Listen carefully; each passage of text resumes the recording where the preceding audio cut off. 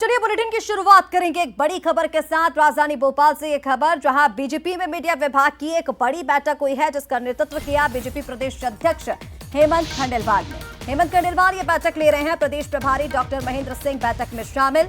समसामयिक विषयों को लेकर के चर्चा हो रही है। प्रभार और काम के बंटवारे को लेकर के इस बैठक में मंथन किया जा रहा है।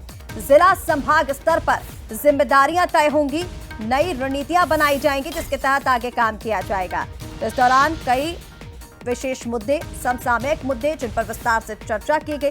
पार्टी संगठन को मजबूत करने के लिए प्रभार और कार्यों के बंटवारे पर मंथन इस बैठक में चल रहा है। जिला और संभाग स्तर पर जिम्मेदारियों को तय करने की रणनीति भी बनाई गई है, ताकि संगठनात्मक कार्यों में तेजी लाई जा सके।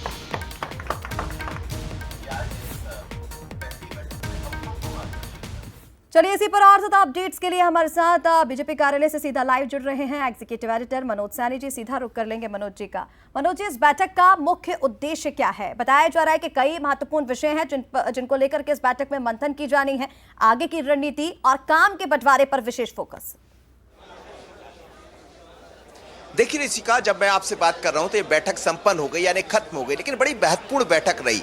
और मीडिया की जिम्मेदारी आशीष अग्रवाल के अध्यक्ष बनने के बाद से, मीडिया प्रभारी बनने के बाद से कई नवाचार देखने को मिले।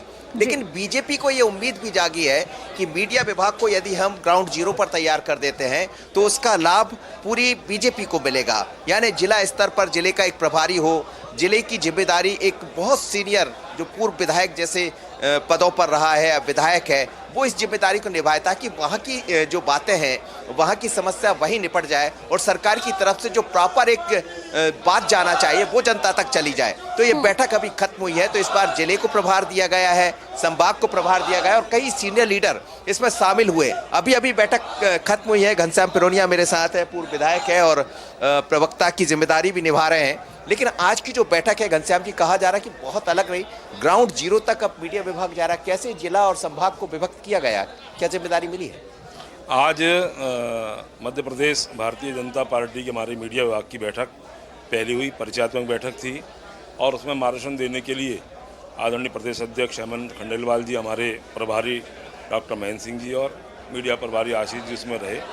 वास्तव में भारतीय जनता पार्टी की रीति नीति, योजना, कार्यक्रम और सरकार के जो अंतिम छोर को लक्ष्य रख कर के जो कार्यक्रम बने हैं वो नीचे तक पहुँचे हैं और हम सब मिलकर के जो माननीय प्रधानमंत्री जी का लक्ष्य है विकसित भारत का, उसको कैसा पूरा करें, तमाम सारे टिप्स हमारे वरिष्ठ मार्गदर्शन ने हम लोगों को दिए हैं।